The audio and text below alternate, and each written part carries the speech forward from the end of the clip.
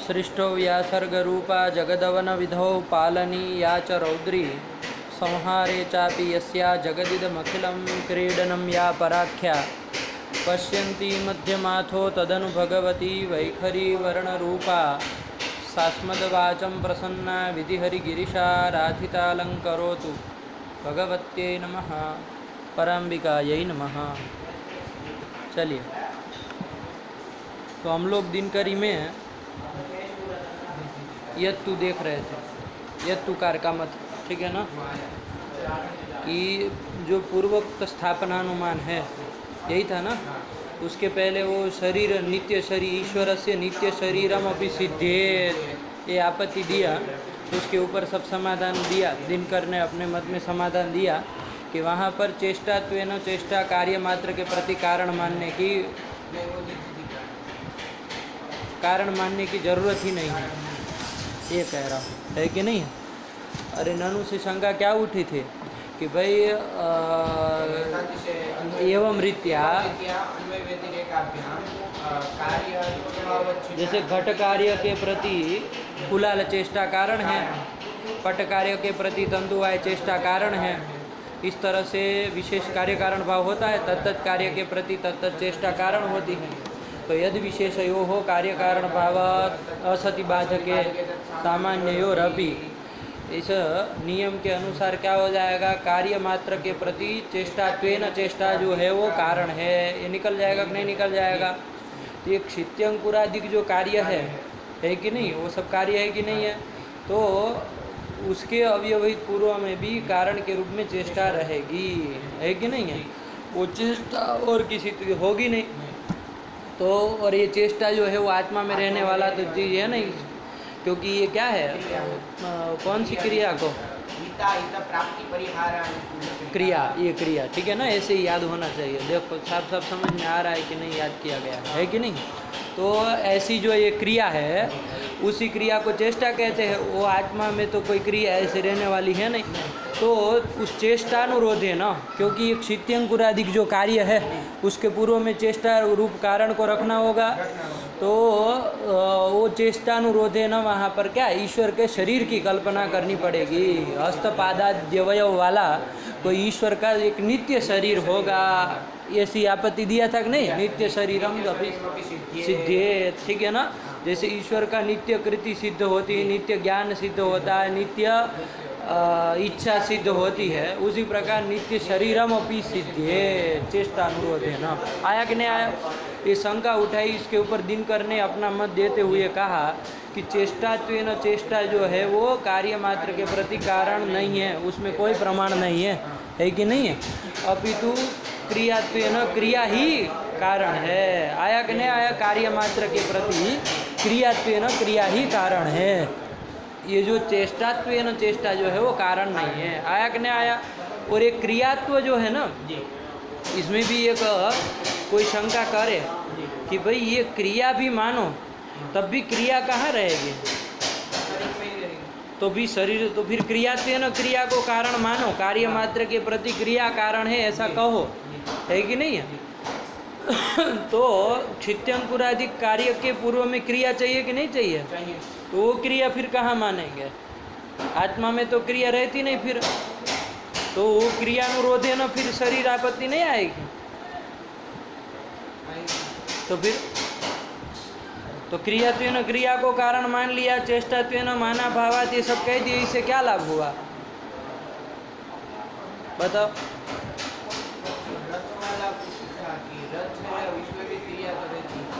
वो क्रिया रह जाए, उसमें क्या है। यहाँ क्षित्यंकुरादिक के पूर्व में क्रिया चाहिए कि नहीं चाहिए, तो फिर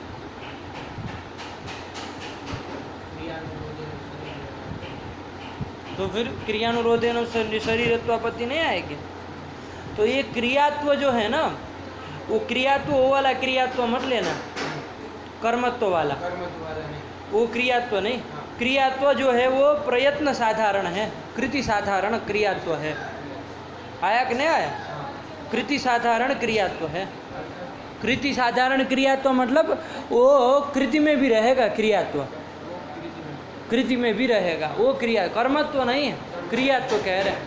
क्रियात्वम, वो क्रिया, वो जो कर्म है उसमें भी रहेगा, प्रयत्न में भी रहेगा। प्रयत्न मतलब कृति, तो प्रयत्न में भी रहेगा क्या? क्रियात्व। तो हम ईश्वर का प्रयत्न तो मानते ही है ना, नित्य कृति तो मानते ही है ना। तो क्रियात्व ना, जब कार्य मात्र के प्रति क्रिया को वो कारण कहेंगे क्रियात्व ना, तो वो प्रयत्न भी रह जाएगा, तब भी कारण रहेगा या नहीं रहेगा? यही कारण आया कि नहीं? इसलिए नित्य शरीर की आपत्ति तब नहीं आएगी। बात समझ में आई? एक रहस्य की बात बता रहे, शायद रामरुद्र न लिखे हो, है कि नहीं है? और इसके ऊपर ये शंका हो जाए तो क्या उत्तर दिया जाएगा? फंसेगा ना मामला। तो फिर इसलिए ध्यान रखना, ये क्रियात्वम प्रयत्न साधारणम न तो कर्मत्वम। कर्म में रहने वाला जो कर्मत्व है वो क्रिया, तद्रूप क्रिया तो नहीं, प्रयत्न साधारण एक क्रिया तो कह रहे हैं। आया कि नहीं आया? बात समझ में आई? तो यही इन्होंने कर दिया कि क्रियात्व नहीं कारण है कि नहीं है? चेष्टात्व न, कार्य मात्र के प्रति चेष्टा को कारण होने में कोई प्रमाण नहीं है। लगा कि नहीं लगा? बात समझ में आई? ये तो दिनकर ने अपना मत दे दिया। इसके बाद दिनकर ने आचार्यानुमतानुयायी न जो थे, आचार्य मत का अनुसरण करने वाले जो लोग थे, उनका मत भी बताया। आया कि नहीं? स्वमत में तो उन्होंने खत्म ही कर दिया, नित्य शरीर की चर्चा ही नहीं कोई। लेकिन आचार्यानुयायी न जो लोग थे, वो लोग क्या करते थे? ईश्वर का वो क्या कहते हैं, वो चेष्टात्व न, चेष्टा को कार्य मात्र के प्रति कारण मान लेते हैं। तो कहा चेष्टा अनुरोधे न, फिर शरीर आपत्ति, शरीर की सिद्धि होने लगेगी। नित्य शरीर कोई हस्तपादाद्यवयव वाला कोई अतिरिक्त शरीर सिद्ध होने लगेगा। तो कहा कि नहीं, वो अतिरिक्त शरीर सिद्ध नहीं माना, अतिरिक्त शरीर सिद्ध नहीं होगा। आया कि नहीं आया? अतिरिक्त, अभी तो परमाणु जो है वो परमाणु रूप ही ईश्वर का शरीर है। आया कि नहीं आया? अब ये जब कह दिया तो अब कोई आपत्ति नहीं ना है। अब चेष्टा तो न चेष्टा कारण रहे तब भी कोई आपत्ति नहीं है। ईश्वर का शरीर हो ही गया, परमाणु रूप शरीर है, उससे कार्य हो जाएगा। आया कि नहीं आया? और उसमें चेष्टा रहेगी। अब ये जो जब कहा कि परमाणु रूप शरीर है, ईश्वर का शरीर परमाणु स्वरूप है, ये जब कहा तो उसके ऊपर दो शंकाएं हो सकती है कि भाई परमाणु में जो क्रिया होती है उसको चेष्टा कैसे कह सकते हो? एक ही नहीं है, क्योंकि चेष्टा तो हिताहित प्राप्ति परिहारानुकूल क्रिया है कि नहीं है? तो चेष्टा तो परमाणु क्रिया में कैसे रहेगा? नहीं ना रहेगा। तो फिर वो शरीर कैसे हो सकता है? क्योंकि शरीर का लक्षण ही है कि चेष्टावत्वे सति अंत्यावयवित्वम। आया कि नहीं? चेष्टावत्वे सति मतलब चेष्टा वाला जो हो, हिताहित परिहारानुप्राप्ति कुल क्रिया हो, हिताहित प्राप्ति परिहारानुकूल क्रिया होते हुए जो अंत्यावयव ही हो, अंतिम अवयवी हो, है कि नहीं है? वही क्या होता है? शरीर होता है। तो इसमें तो न चेष्टावत्व जा रहा है, परमाणु जो शरीर मान रहे हो ईश्वर का, उसमें चेष्टा नहीं ना है, तो फिर चेष्टावत्व भी नहीं गया। एक तो ये समस्या है। दूसरा, ऋत्व भी नहीं है। अरे परमाणु अवयवी ही नहीं है, अंत्य अवयवी की तो बात ही दूर हो गई। आया कि नहीं? अवयवी मतलब अवयव वाला। परमाणु का कोई अवयव होता है? निरवयव होते हैं वो। आया कि नहीं आया? रेणुक से लेकर के सब अवयव वाले होते हैं, एक ही नहीं है? उसमें भी अंत्यावयवित्व जोड़ा, अंतिम अवयवी होना चाहिए, है कि नहीं है? अंत्यावयवित्व का क्या बताए थे? पकत्वे सती अवयवी। आया कि नहीं आया? द्रव्य का अनारंभक होते हुए जो अवयवी हो वही अंत्यावयवी कहलाता है। द्विअणुक अंत्यावयवी नहीं कहलाएगा, क्योंकि वो अवयवी तो है, परमाणु रूप अवयव वाला तो वो है, लेकिन द्रव्या अनारंभक नहीं ना है, वो त्रिअणुक का आरंभक है। तो कोई द्रव्य का आरंभक हो गया कि नहीं हो गया? तो ये तो होना चाहिए, तभी तो क्या होता है? अंत्यावयवी है कि नहीं, ये आता है। आया कि नहीं? जैसे घट है आपका, वो अंत्यावयवी होता है। क्यों? क्योंकि वो द्रव्यांतर का आरंभक नहीं ना है, तो अनारंभक और अवयव वाला है। कपाल अवयव वाला है, कपाल जो अवयव है तद वाला है। आया कि नहीं? तो द्रव्यानारंभकत्वे सति अवयवित्वम, यही अंत्यावयवित्व है। तो घट अंत्यावयवी होगा। परमाणु का संभव है? वो तो अवयवी ही नहीं है, अंत्यावयवी बात छोड़ दो। आया कि नहीं? बात समझ में आई? तो इसलिए न चेष्टावत्व भी गया, न अंत्यावयवित्व भी गया। तो चेष्टावत्व के लिए उन्होंने समाधान दिया कि परमाणु क्रिया में हम चेष्टात्व वैजात्य अंगीकार कर लेंगे, उसमें चेष्टात्व रूप वैजात्य अंगीकार करेंगे। आया कि नहीं? जब ईश्वर का शरीर हुआ तो फिर उसमें चेष्टा स्वरूप वैजात्य भी अंगीकार कर लेंगे, मतलब उसको चेष्टा मान लेंगे परमाणु क्रिया को। तो चेष्टावत्व आ गया कि नहीं आ गया? अंत्यावयवित्व नहीं ना आया, तो फिर कैसे शरीर होगा? चलो चेष्टावत्व विशेषण तो आपने घटा दिया, लेकिन अंत्यावयवित्व नहीं गया तो कहा कि वो शरीर लक्षण में हम देंगे ही नहीं, अनिवेशात ये दे दिया, हम देंगे ही नहीं। तो अब कोई आपत्ति नहीं ना है, शरीर हो गया, परमाणु शरीर हो सकता है। तो ईश्वर का शरीर कौन? परमाणु स्वरूप ही शरीर है, आया ना, न कि अतिरिक्त तो कोई शरीर है। अब इसमें रामरुद्र में बहुत सारी आपत्तियाँ उठाई कि हस्त भी तो आपका चेष्टा वाला है, तो फिर उसका हस्त शरीरम ऐसे आपत्ति, ऐसे व्यवहार आपत्ति आएगी, है कि नहीं है? तो उसके लिए तो कह दिया इष्ट आपत्ति, तो चलो हो जाए। लेकिन यद्वा करके फिर समाधान दिया कि हम चलो अंत्यावयवित्व तो नहीं देंगे, क्योंकि परमाणु को वो करना है, शरीर बनाना, तो क्या विशेषण देंगे ताकि हस्त छूट जाए और परमाणु शरीर बने? चेष्टावत्तम, चेष्टाश्रयत्वम, चेष्टावत्तम ये दे देंगे। तो ये कर देने पर अब तो कोई आपत्ति नहीं ना। शरीर जो है वो कैसा है? द्रव्यारंभक अवयवी है, आया कि नहीं? द्रव्य का आरंभक अवयवी है कौन? शरीर जो है वो हस्त है, वो द्रव्य का आरंभक अवयवी, द्रव्य का आरंभक है। हाँ। द्रव्य का आरंभक है कि नहीं है? कौन द्रव्य का आरंभ है? वो हस्त, जैसे कि शरीर जो द्रव्य है उसका आरंभक है। और अवयवी है कि नहीं है? क्या अवयव है उसके? उंगली वगैरह सब उसके अवयव है कि नहीं है? सब उसके अवयव हो जाएंगे, कोहनी वोनी ये सब। तो ये सब अवयवी हो गया हस्त जो है, तो द्रव्यारंभक अवयवी हो गया, उससे भिन्न नहीं ना हुआ, इसलिए उसमें शरीर का लक्षण नहीं जाएगा। भिन्न नहीं हुआ, भिन्न हो तब शरीर का लक्षण जाए। भिन्न हुआ वो द्रव्यारंभक है कि नहीं है? अवयवी है कि नहीं है? तो द्रव्यारंभक अवयवी ही हो गया ना। द्रव्यारंभक अवयवी भिन्न नहीं ना हुआ, इसलिए शरीर नहीं होगा। वो आया कि नहीं? भिन्न होगा वही शरीर होगा। वो द्रव्यारंभक जो अवयवी होगा वो शरीर नहीं होगा, आया कि नहीं? द्रव्यारंभक अवयवी भिन्न, भिन्नत्व सती चेष्टावत्वम, तो ये हस्त में नहीं ना जाएगा। चेष्टावत्वम भला चला जाए, लेकिन द्रव्यारंभक अवयवी भिन्नत्व नहीं जाएगा। परमाणु में देखो, परमाणु में चला जाएगा, चेष्टावत्व तो जा ही रहा है। द्रव्यारंभक अवयवी अवयवी है वो, अवयवी ही नहीं है। द्रव्यारंभक है लेकिन अवयवी नहीं ना। द्रव्यारंभक अवयवी भिन्न हो गया कि नहीं हो गया? द्रव्यारंभक अवयवी भिन्नत्व सती चेष्टावत्वम, परमाणु में चला गया तो ईश्वर का शरीर हो सकता है, आया कि ना? तो ये सब बातें बता दी। तो इसलिए परमाणु को शरीर मानने में कोई अब आपत्ति, कोई अनुपत्ति नहीं है। शरीरत्व अनुपत्तिर नास्ति, आया कि ना? अब वो शरीर होगा। यही उदयनाचार्य जी के अनुयायी लोगों ने यही सिद्धांत किया, आया कि ना? अब यहाँ पर शंका उठी कि भाई वो जो नाना परमाणु को आप ईश्वर का शरीर कल्पना कर रहे हो, उससे अच्छा तो एक कोई नित्य शरीर अतिरिक्त मान लो ना, हाथ पैर वाला, हस्तपादादि अवयव वाला कोई एक नित्य शरीर मान लो अतिरिक्त। कहीं परेशान हो रहे हो? इतने परमाणु को आप पर शरीर मान रहे हो तो गौरव है ना, तो उससे अच्छी अतिरिक्त शरीर मान लो। तो उसके उन्होंने कहा, दो विकल्प दे करके खंडन किया कि भाई वो शरीर अतिरिक्त चलिए मान लिया जाए, लेकिन कैसा मानोगे? महत परिमाण वाला मानोगे कि अणु परिमाण वाला मानोगे? महत परिमाण वाला मानोगे तो फिर वो पाषाणांतरवर्ती जो भेकोत्पत्ति होती है, दर्दुरोत्पत्ति होती है, उसकी उत्पादकता उसमें नहीं आएगी, क्योंकि उसमें प्रवेश नहीं ना कर पाएगा। महत शरीर होगा तो नहीं हो पाएगा। अणुरूप शरीर मानो, अणुरूप यदि शरीर मान लो, है कि नहीं है, तो क्या हो जाएगा? चलो उसमें प्रवेश तो कर लेगा, भेकोत्पादकता तो आ जाएगी, लेकिन दूर देशस्थ कोई कार्य हो रहा होगा तो वहाँ पर फिर उसकी उत्पादकता नहीं ना आएगी। तो दूर देशस्थ कार्योत्पादकता की अनुपत्ति हो जाएगी, ये आपत्ति आएगी। तो इसमें सब झमेला होता है कि नहीं? तो उसका शरीर रूप ऐसे नहीं मान सकते, आया कि ना?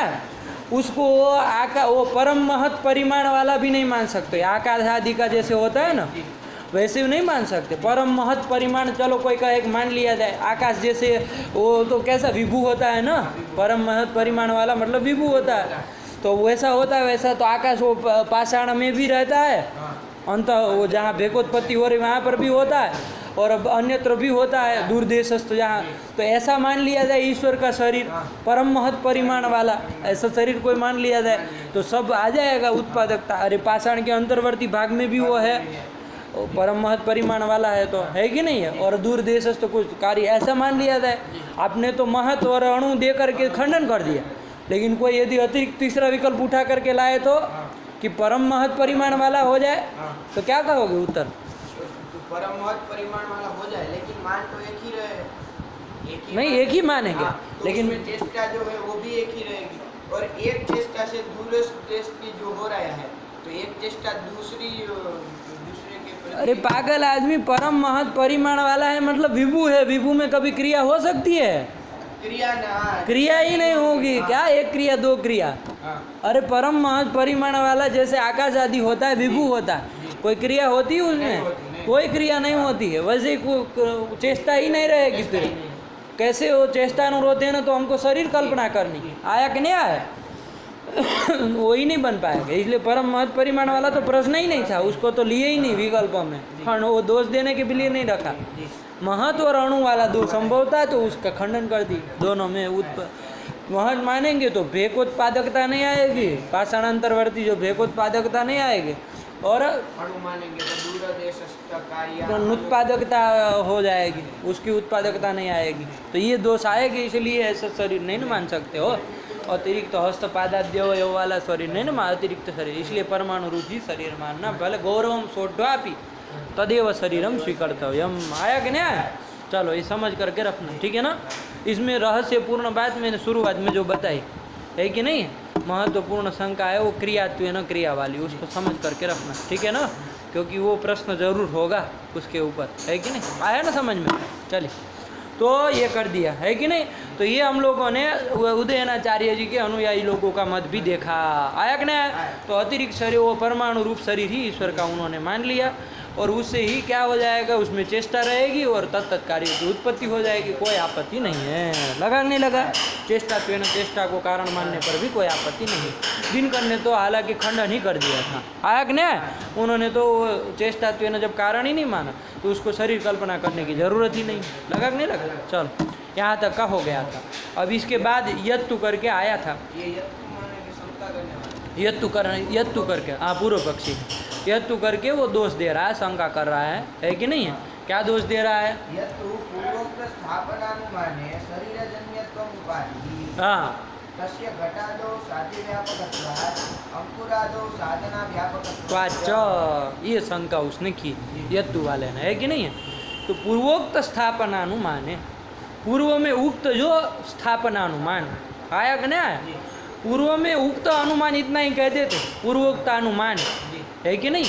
पूर्वोक्त अनुमान ही केवल कह देते हैं। तो पूर्व में उक्त अनुमान तो दो आ गए हैं। आगे एक नहीं आ गए?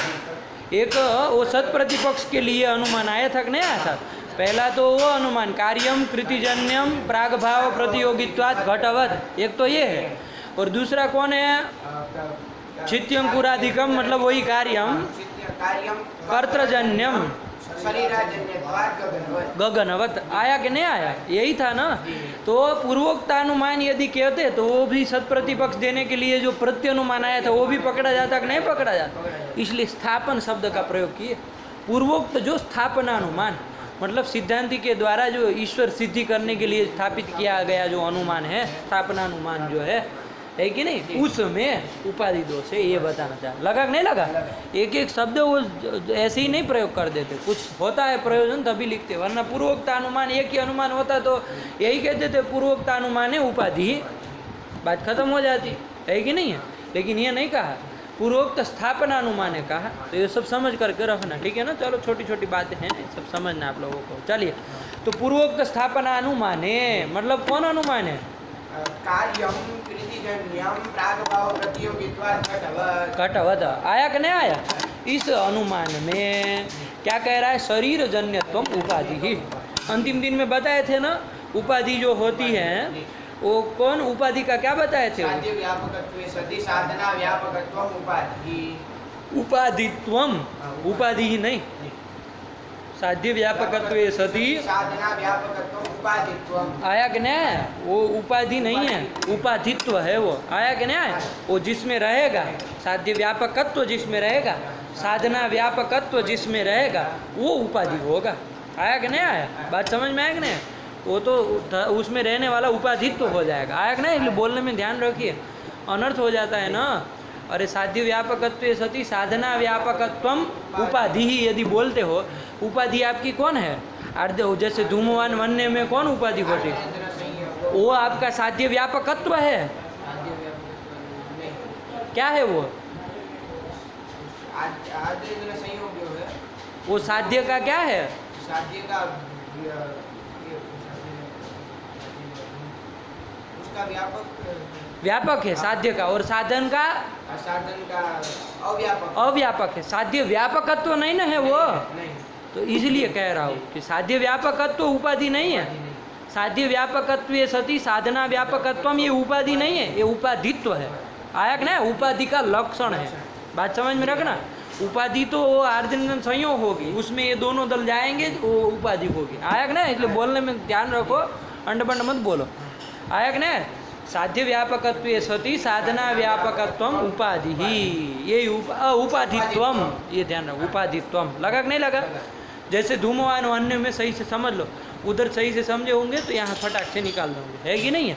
देखो, उपाधि कौन होती है? जो साध्य की अपेक्षा व्यापक हो और साधन की अपेक्षा अव्यापक हो। आया कि नहीं? व्यापक किसको कहते हैं?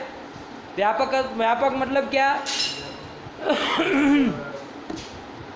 अधिक देश में जो रहे वो रहे मोटे मोटे से यही, अधिक देश में जो वृत्ति हो वो व्यापक है, और अव्यापक मतलब अधिक देश में न रहे, यही अव्यापक होता है।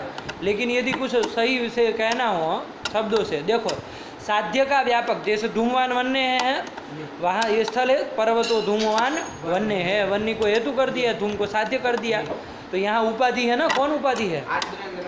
उपाधि ही। कैसे? तो साध्य का व्यापक होना चाहिए। तो आर्धनिधन संयोग साध्य का व्यापक है कि नहीं? साध्य कौन है? धूम है, उसका व्यापक है कि नहीं है? यत्र यत्र धूमः तत्र तत्र आर्धनिधन संयोग है कि नहीं है? धूम जहाँ जहाँ होता है, यज्ञशाला महानस जहाँ जहाँ धूम होता है, गोष्ठ में, वहाँ सब जगह आर्धनिधन संयोग होता है कि नहीं होता है? तो इसलिए वो क्या हुआ? साध्य का व्यापक हुआ कि नहीं हुआ? तो साध्य का व्यापक कब हुआ? जब साध्य जहाँ जहाँ रहता है वहाँ सब जगह रहे। आया कि नहीं? व्यापक का लक्षण नहीं पता है? व्यापक किसको कहते हैं?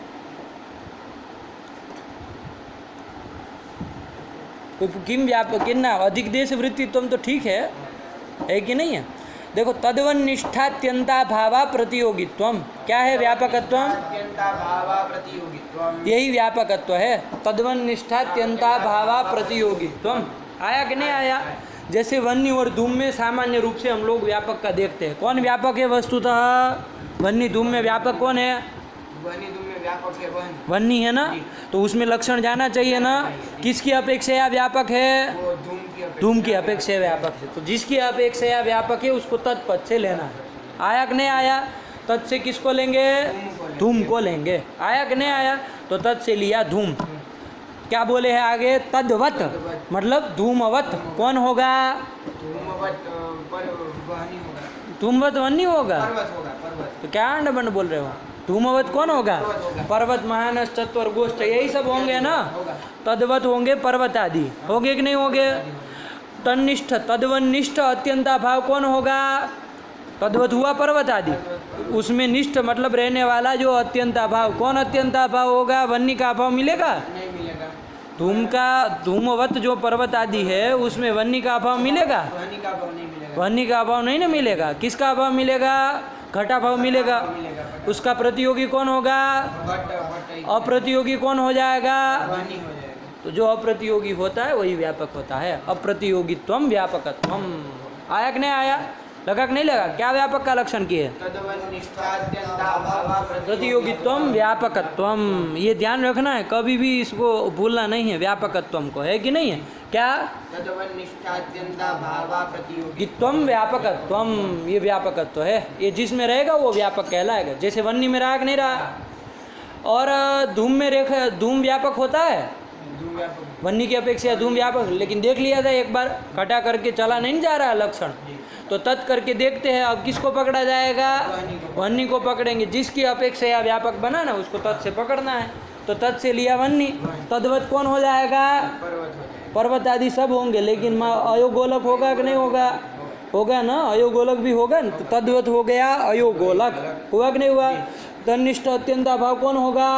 अत्यंत भाव होगा ये धूमा भाव। धूमा भाव मिल जाएगा। उसका प्रतियोगी कौन हुआ? उसका प्रतियोगी धूम अप्रतियोगी धूम हुआ। नहीं हुआ। अप्रतियोगित्व धूम में जाएगा, तो व्यापक का लक्षण नहीं गया। आया कि नहीं? क्योंकि उसका क्या हो रहा है? वन्नी के अधिकरण में उसका अभाव मिल जा रहा है, इसलिए व्यापक नहीं होगा। धूम के अधिकरण में वन्नी का अभाव मिलता है, धूम के अधिकरण वन्नी का भाव नहीं मिलता, इसलिए वन्नी व्यापक हो जाता है। अभाव घटाभाव मिलेगा, उसका प्रतियोगी घट होगा, अप्रतियोगी वन्नी हो जाएगा, वो व्यापक होता है। आया कि नहीं? जहाँ जहाँ धूम रहे, देखो आप जो बोलते हो ना, यत्र यत्र धूमः तत्र तत्र वन्नी, उसके अनुसार ही इसको समझ लो, तो दिमाग में से कभी निकलेगा ही नहीं। यत्र यत्र धूमः तत्र तत्र वन्नी, मतलब जहाँ जहाँ धूम रहे वहाँ सब जगह वन्नी रहे, कहीं पर भी वन्नी का अभाव न रहे, यही मतलब हुआ ना। तो धूम के अधिकरण मतलब धूमवत जो भी हुआ वहाँ कहीं पर भी वन्नी का अभाव न मिले, तभी वो क्या होगा? व्यापक होगा। आया कि नहीं? तो वो जो भी अभाव मिलेगा उसका अप्रतियोगी होगा। यही बात आया कि नहीं आया? धूमाधिकरण में जो भी अभाव मिलेगा उसका वो अप्रतियोगी होगा, तभी वो व्यापक होगा। यदि अभाव यदि उसका मिल जाएगा तब तो उसका प्रतियोगी हो गया, तो व्यापक नहीं ना होगा। यही बात है, वही है ना, यत्र यत्र धूमः तत्र तत्र वन्नी, यही है ना, यही है। तद्वन्निष्ठात्यंता भावा प्रतियोगित्वम क्या? व्यापकत्वम। लगा कि नहीं लगा? तो यहाँ पर आप क्या कह रहे थे? साध्य का व्यापक होना चाहिए। अब आइए उपाधि में, ये व्यापक का लक्षण समझ लिए, ठीक है ना, इसको याद रखना है, यही घटाना है। अब हो गया यत्र यत्र, बहुत बोल लिए है ना, कब तक यत्र तत्र अधिक देश वृत्ति तम, यही सब बोलेंगे। कुछ खोपड़ी भी तो लगनी चाहिए, है कि नहीं? क्या बोला जाएगा? व्यापकत्वम। लगा कि नहीं लगा? अब उपाधि में देखना है हमको, ठीक है ना। उपाधि का लक्षण, उपाधि का लक्षण क्या बोले हैं? साधना व्यापकत्वम, ये उपाधि का लक्षण है। आया कि नहीं आया? उपाधि का लक्षण है। आया कि नहीं? अब देखना है, यहाँ पर धूमवान वन्य है, ये स्थल है, यहाँ पर क्या उपाधि कही आपने? उपाधि ही, तो इसमें उपाधि का लक्षण जाना चाहिए ना। साध्य व्यापकत्व सती साधना व्यापकत्व में जाना चाहिए। क्या है साध्य? धूम, उसका व्यापक होना चाहिए। साध्य व्यापकत्व तो उसमें आर्धन संयोग में जाना चाहिए। तो साध्य व्यापकत्व मतलब धूम व्यापकत्व, धूम व्यापकत्व मतलब प्रतियोगित्वम जाना चाहिए कि नहीं जाना चाहिए? धूम हो गया, साध्य हो गया धूम, साध्य धूमवत कौन हो गया? पर्वत आदि, पर्वत महानस सब हो गए कि नहीं हो गए? उसमें अभाव कभी भी आर्जन संयोग का अभाव मिलता है, धूमाधिकरण में नहीं ना मिलता है। धूमवत कहो चाहे धूमाधिकरण कहो, एक ही बात है। आया कि नहीं? तो धूमवत में मतलब धूमाधिकरण में कभी आर्द्रंदन संयोग का भाव मिलेगा? कौन अभाव मिलेगा? घटा भाव मिलेगा। उदा से वो घटा भाव ले लिया जाए, और क्या लेना है ना, घटा भाव मिल जाएगा। उसका प्रतियोगी अप्रतियोगी अप्रतियोगित्वम, तो साध्य व्यापकत्व गया कि नहीं गया? यत्र यत्र साध्यम तत्र तत्र आर्द्रंदन संयोग हुआ कि नहीं हुआ? यत्र यत्र धूमा तत्र तत्र आर्द्रंदन संयोग हुआ ना। धूमवन्निष्ठात्यंता भावा प्रतियोगित्वम चला गया, तो साध्य व्यापकत्व चला गया। लगा? साफ है, कोई दिक्कत नहीं ना है? ये बोलना अभ्यास करना है कि नहीं? ये चला गया। और क्या जाना चाहिए उसमें? साधना व्यापकत्व जाना चाहिए, है कि नहीं है? क्या जाना चाहिए? साधना व्यापकत्व जाना चाहिए, है कि नहीं? साधन का वो क्या होना चाहिए? अव्यापक होना चाहिए। हेतु का अव्यापक होना, साधन मतलब हेतु, साध्यते अनेन तत् साधनम इति हेतु। आया कि नहीं? साधन का अव्यापक होना। साधन क्या है आपका यहाँ पर? वन्नी, उसका अव्यापक होना चाहिए। तो अव्यापक होना चाहिए मतलब व्यापकत्वम किम, क्या कहे थे? तद्वन्निष्ठा भावा प्रतियोगित्वम, ध्यान से बोलना। और अव्यापकत्वम इसी तरह से बोलना हो तो क्या बोला जाएगा?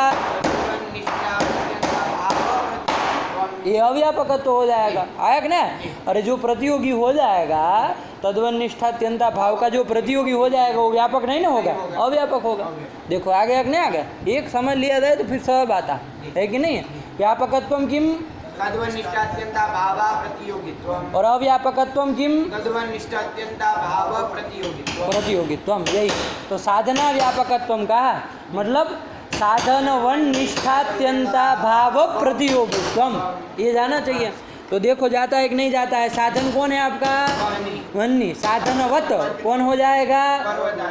आचार्य जी, आचार्य जी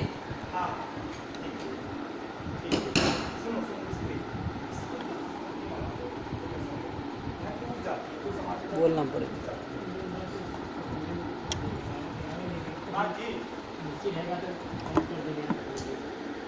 बहुत ज़्यादा आवाज़ कर रहे हैं आचार्य जी। क्या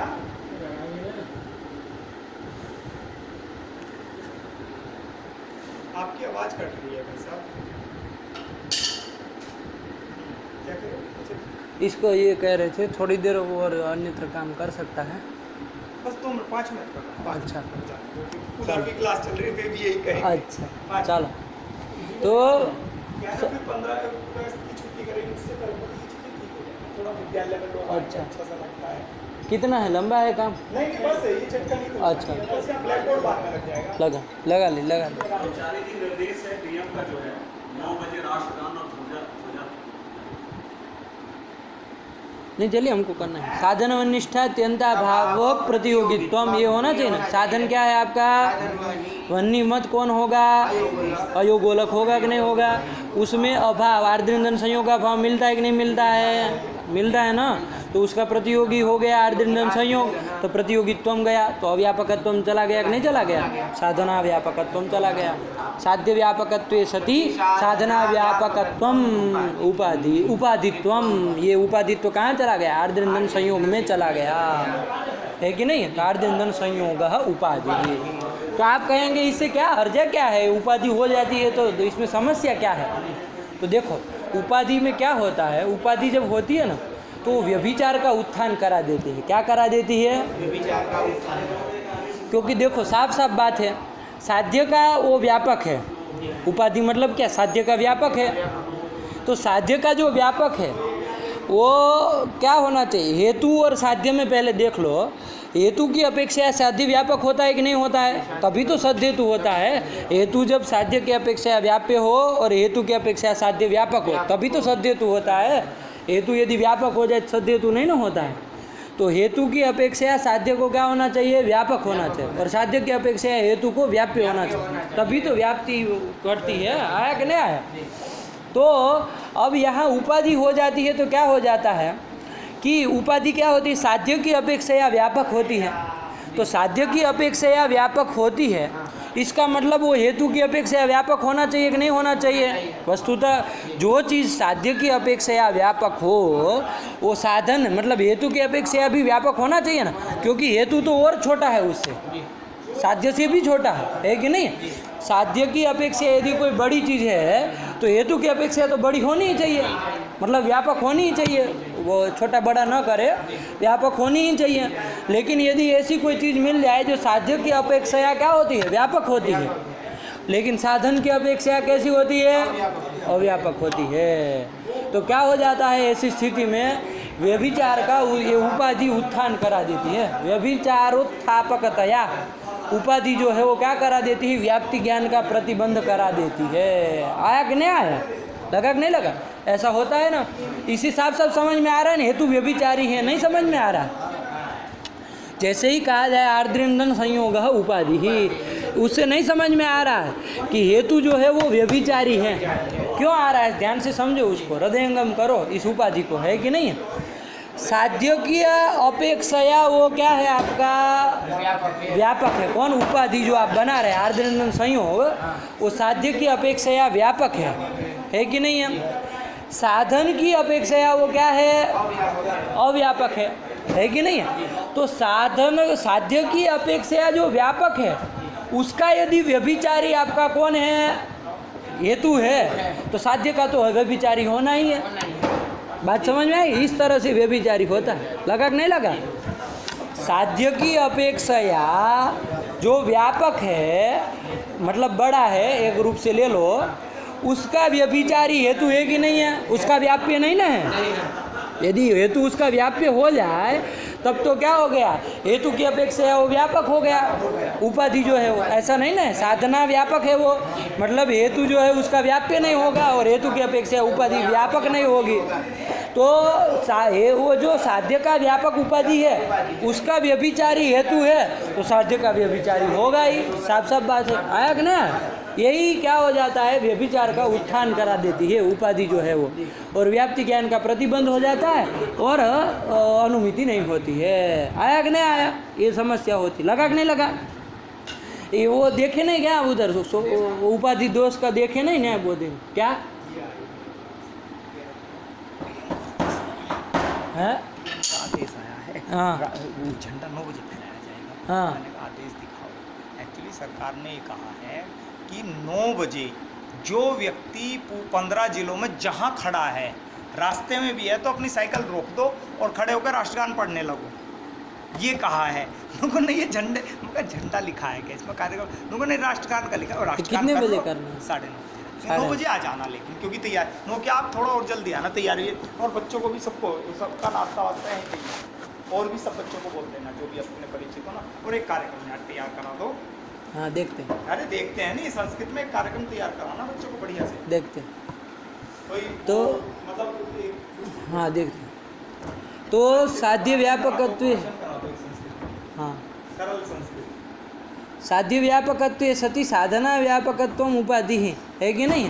तो ये उपाधि क्या करती है, व्यभिचार का उत्थान करा देती है, आया कि नहीं आया। और व्यभिचार का उत्थान जब हो जाता है तो व्याप्ति ग्रह का प्रतिबंध हो ही जाएगा। व्यभिचार ग्रह जब करा देगा तो व्याप्ति ज्ञान का प्रतिबंध होना ही है, आया कि नहीं आया। तो क्या हो जाता है, वो अनुमिति नहीं होती है, यही उपाधि का वो फल है। देखे थे वो क्या कह रहे थे, वो उपाधि वाला देखे थे तर्क संग्रह में, चलो यही है, लेकिन समझ में आया ना। तो यहाँ पर भी ये यत्तु करके पूर्व पक्षी जो है यही कह रहा है, क्या कह रहा है, यत्तु करके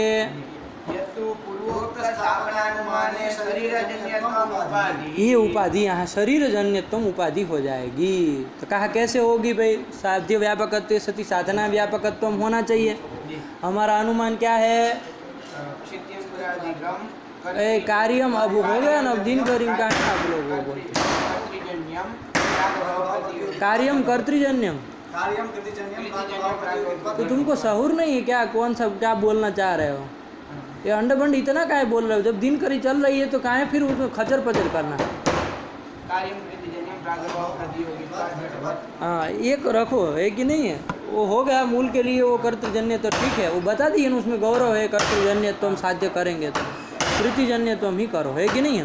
कि कार्यम कृतिजन्यम प्रागभाव प्रतियोगित्वात् घटवत्, यही अनुमान कर ले, और यही अनुमान है आपका, है कि नहीं है। तो इसमें शरीर जन्यत्व उपाधि ही आया कि ना, शरीर जन्यत्व उपाधि होगी। कैसे, साध्य व्यापकत्व सती साधना व्यापकत्व घटाओ, साध्य क्या है कृतिजन्यत्व, तो यत्र यत्र कृतिजन्यत्व तत्र तत्र क्या होना चाहिए, शरीर जन्यत्व होना चाहिए। तो बताओ कृतिजन्यत्व कहाँ कहाँ है, कृतिजन्यत्व कहाँ कहाँ है, घटपट में यही सब कहो जो दृष्टांत है कि नहीं है। क्योंकि क्षिति अंकुरादिक में तो अभी कृतिजन्यत्व तो नहीं ना है, इन लंठों को थोड़ी ना पता है कि नहीं है कि कहाँ कृतिजन्यत्व तो, अरे उसमें तो अभी अनुमान करने जा रहे हैं, उसमें कृतिजन्यत्व तो अभी हमको सिद्ध करना है कि नहीं। इसको कर लेना दो,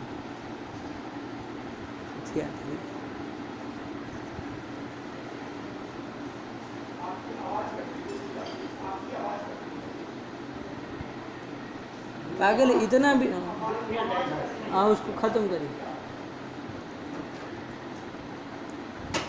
इतना भी शऊर नहीं है उनको, पाठ चालू है तो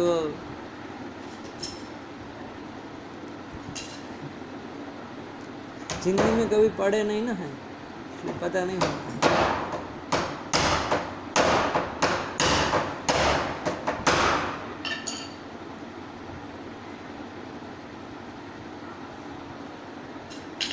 इसमें गला फट जाएगा बोल बोल, तुझे से बोल बोल।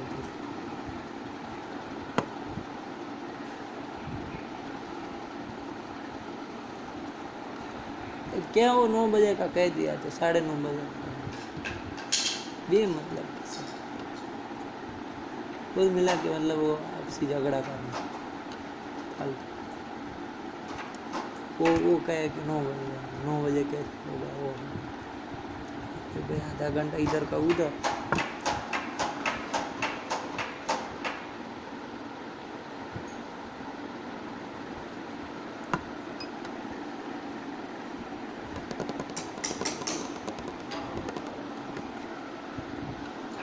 उपाधि समझ में आई ना? हाँ ये समझ में आ रहा है कैसे वो, वरना कोई कहे उपाधि से क्या होता है, उपाधि से वो हो जाता है क्या, हेतु में व्यभिचार ग्रह हो जाता है कि नहीं है? सीधी सी बात है, साध्य का व्यापक जो चीज़ है उसका वो साधन का यदि अव्यापक हो रहा है तो साध्य का भी वो अव्यापक होना ही है कि नहीं? साध्य का भी वो असाध्य का भी वो व्यभिचारी होना ही है। साध्य का व्यापक जो है उपाधि, उसका व्यभिचारी यदि आपका हेतु है तो साध्य का तो होना ही है कि नहीं?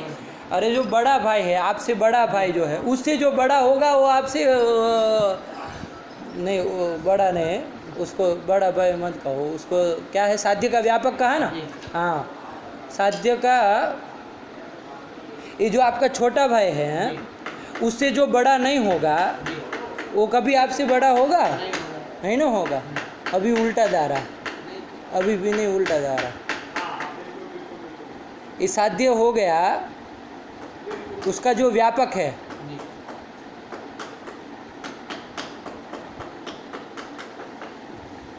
मेरे बड़े भाई से जो बड़ा होगा। साध्य जो है लौकिक दृष्टांत समझिए तो साफ साफ समझ में आ जाए। साध्य जो है उससे व्यापक उपाधि हुई है कि नहीं है? और वो जो उपाधि है वो साधन के अपेक्षा क्या है, अव्यापक है कि नहीं है? मतलब आप जिसको अपना छोटा भाई कह रहे हो उसके अपेक्षा जो बड़ा नहीं है वो कभी आपका वो हो सकता है बड़ा? नहीं ना हो सकता है। उसी तरह का है, थोड़ा लगाना है कि नहीं? वैसे वो छोटा बड़ा वाला ये सब आदत नहीं डालनी हमको, नहीं करना है कि नहीं? लेकिन समझ रहे, साध्य का जो साध्य से बड़ा है उसका व्यभिचारी हेतु है तो इसका तो व्यभिचारी होना ही, साध्य का व्यभिचारी तो होना ही है। तो ये उपाधि व्यभिचारोत्थापक उत्थान कर देती है कि नहीं? चलिए चला जाए। तो यहाँ पर भी शरीरजन्यत्व उपाधि ही साध्य व्यापकत्व घटा रहे थे। साध्य क्या है आपका? कृतिजन्यत्व, उसका कृतिजन्यत्व यत्र यत्र, कहाँ कहाँ? घटपटा। दृष्टांत में ही बोलना, क्योंकि पक्ष में क्या है, अभी जो कार्य पक्ष है ना उसमें अभी सिद्ध करना है हमको, क्षित्य अंकुरादिक में है कि नहीं है? उसमें अभी कृतिजन्यत्व सिद्ध नहीं ना है, तो फिर तो इसलिए उसको कैसे ले सकते? साध्यम यत्र यत्र, जहाँ जहाँ है, तो कहाँ है? घटादि में, वहाँ वहाँ क्या है? शरीरजन्यत्व है कि नहीं है? शरीरजन्यत्व है कि नहीं है? तो साध्य व्यापकत्व गया कि नहीं गया? आपका साध्य व्यापकत्व परिष्कृत क्या साध्य व्यापकत्व होता है? व्यापकत्व की जगह उसका लक्षण जोड़ के बोल दो। साध्य व्यापकत्व मतलब यही होगा। घटाओ इसको, साध्य हो गया, साध्यवत हो गया घट, साध्यवत अत्यंता भाव मिलेगा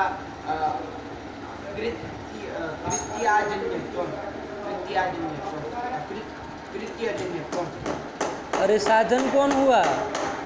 अरे साध्य कौन हुआ? साध्य हो गया कृतिजन्यत्व, तद्वत तद्वत हो गया घट हो गया। तन्निष्ठा अत्यंता अभाव, आपका ये अभाव मिलेगा। शरीर जन्यत्व अभाव, भाव नहीं मिलेगा। शरीर जन्यत्व तो उसमें ही उसका अभाव नहीं मिलेगा। कौन अभाव मिलेगा? शरीर जन्यत्वा भाव अभाव। अरे इतना काहे खोपड़ी पका रहे हो? घटा भाव, घटा भाव मिलेगा। और कुछ लेना ही नहीं है। न्यायिकों को और कोई अभाव समझ नहीं आता है कि नहीं है? साध्यवन निष्ठा अत्यंत अभाव वो नहीं मिल रहा है, बस इतना। घट में कौन अभाव मिल जाएगा? घटा भाव।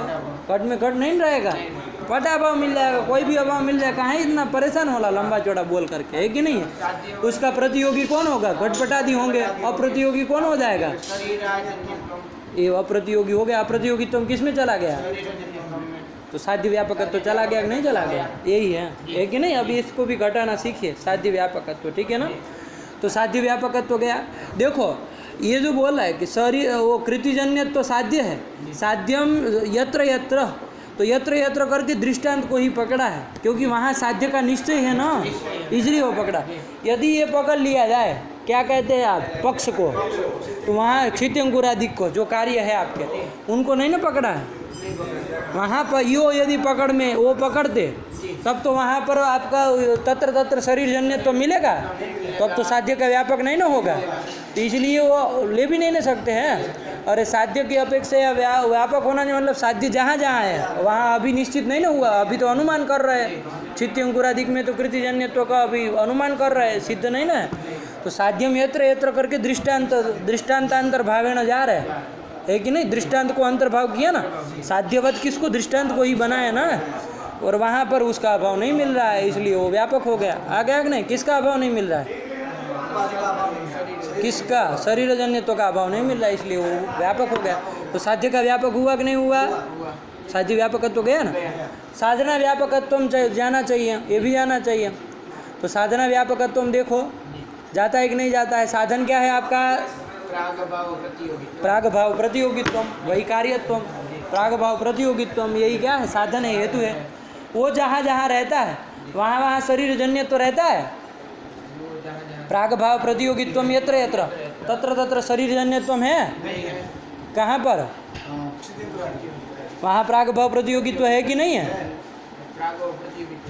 सिद्धि अंकुरादिक में। तुम क्या मना कर रहे थे, क्या बोल रहे थे, शरीर जन्यत्व को छोड़ो, पहले यत्र यत्र तो आए, यत्र यत्र शरीर जन्यत्वम, यत्र यत्र प्राग भाव प्रतियोगित्वम, वहाँ वहाँ शरीर जन्यत्वम है, नहीं ना है। प्राग भाव प्रतियोगित्व कहाँ कहाँ है, घटादि में तो है ही, लेकिन उधर पक्ष जो आपका बना है क्षित्य अंकुरादिक कार्य को, उसमें भी तो है।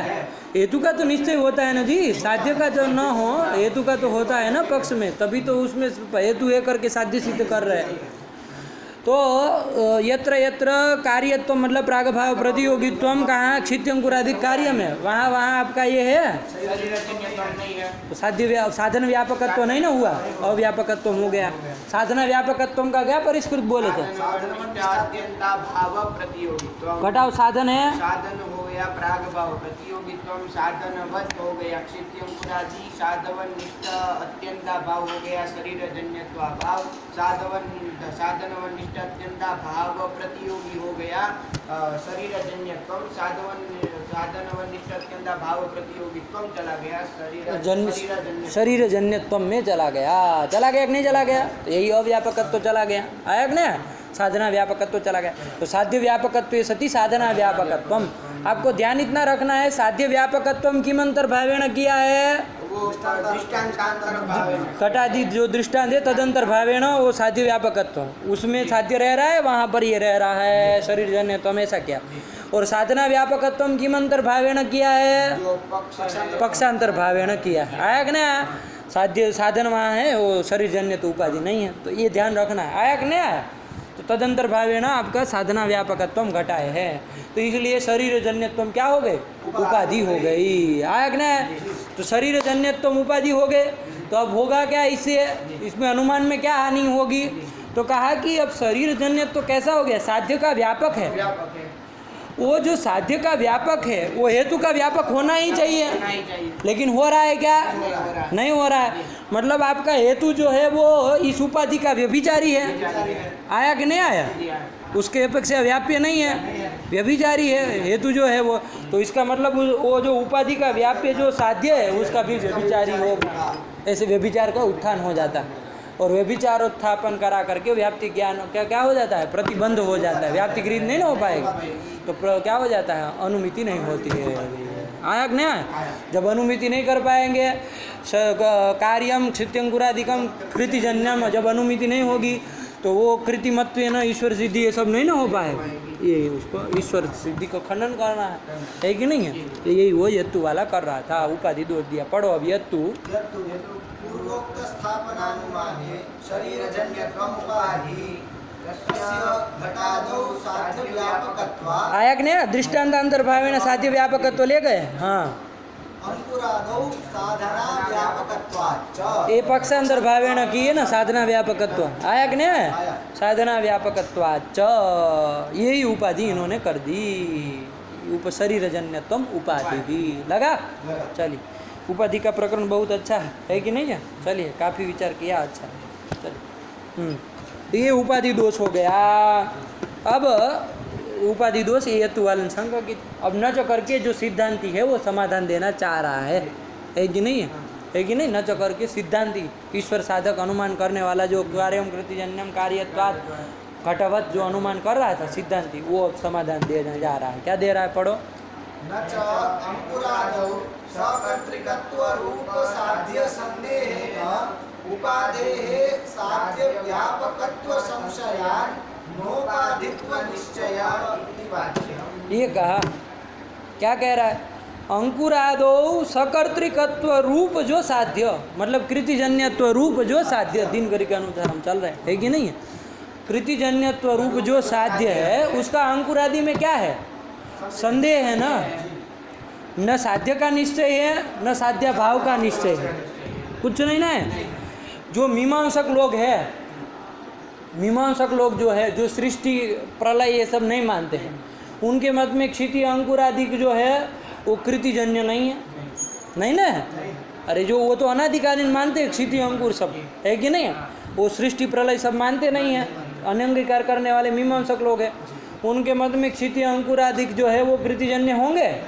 नहीं होंगे, है कि नहीं है? वो लोग कहेंगे कृतिजन्य नहीं है। नैयायिक लोग जो ये सृष्टि प्रलय सब मानते हैं, उनके मत में वो क्षिति अंकुरादि सब कैसे है? तो कृतिजन्य है। ये सब क्या है? बात समझ में आएगी ना? तो कृतिजन्यत्व का न अभी अनुमान कर रहे हैं जिस समय हम लोग, तो कृतिजन्यत्व का क्षित्यंकुरादि में निश्चय नहीं ना है, और न उसके अभाव का निश्चय है, नहीं ना है, किसी का निश्चय नहीं है, संदेह है, साध्य संदेह है। वही कह रहे, पढ़ो। अंकुरादौ मतलब पक्षे, पक्ष में सकर्तृकत्व रूप साध्य संदेह है। सकर्तृकत्व मतलब कृतिजन्यत्व रूप जो साध्य है उसका संदेह है कि नहीं है? संदेह है ना। उपादेः साध्य व्यापकत्व संशया। हाँ, तो उपाधि भी साध्य व्यापक है कि नहीं उसमें संदेह हो जाएगा, है कि नहीं है? देखो, कृतिजन्यत्व साध्य है, उसकी अपेक्षा व्यापक आप किस उपाधि को कह रहे हैं? वो व्यापक है, साध्य की अपेक्षा व्यापक है, तभी तो उपाधि हो रही है कि नहीं है? साध्य व्यापक तो उसमें जा रहा है। कृतिजन्यत्व तो जहाँ जहाँ है अपने दृष्टांत में घटादि में, वहाँ वहाँ शरीर जन्यत्व में है, तो व्यापक हो गए, ये कह रहे हैं ना। अब देखो, ये कृतिजन्यत्व जो आपका साध्य है वो अंकुरादि पक्ष में संदेह है ना, उसका साध्य का संदेह है ना, तो उससे साध्य व्यापकत्व का भी संदेह हो जाएगा। कैसे? ध्यान दीजिएगा। कृतिजन्यत्व यदि अंकुरादि में रह जाएगा, पक्ष में रह जाएगा, तो शरीर जन्यत्व साध्य का व्यापक होगा? साध्य का व्यापक नहीं होगा, नहीं होगा। आया कि नहीं आया? और कृतिजन्यत्व यदि आपका पक्ष में क्षित्य अंकुरादि में नहीं रहेगा, तो वो शरीर जन्यत्व जो है वो साध्य का व्यापक हो जाएगा कि नहीं हो जाएगा? तो हो जाएगा। आया कि नहीं? कृतिजन्यत्व पक्ष में रहे तो उपाधि शरीर जन्यत्व साध्य का व्यापक नहीं होगी, क्योंकि वहाँ कृतिजन्यत्व तो पक्ष में रह जाएगा, शरीर जन्यत्व नहीं ना क्षिति अंकुरादि में, नहीं ना? आया कि नहीं? तो इसलिए साध्य व्यापकत्व नहीं जाएगा।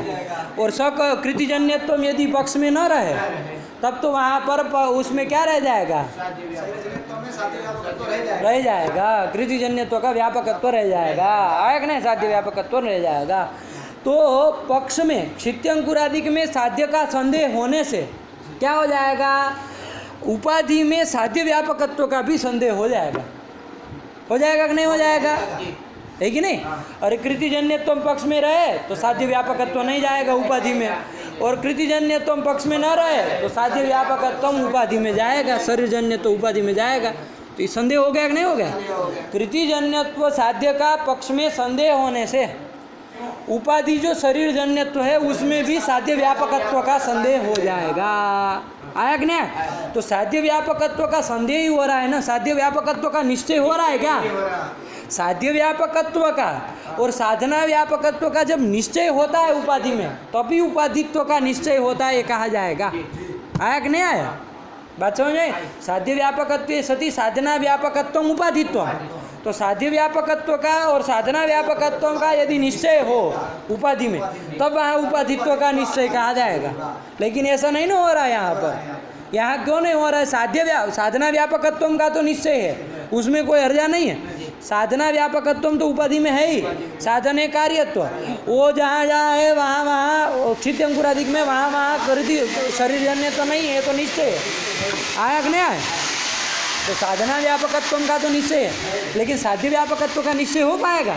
क्यों नहीं हो पाएगा? पक्ष में साध्य ही संदिग्ध है। संदिग्ध है। आया कि नहीं आया?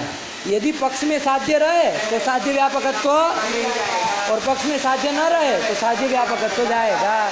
तो पक्ष में साध्य का संदेह होने से उपाधि में साध्य व्यापकत्व का संदेह हो जाएगा, यही कह रहे। पढ़ो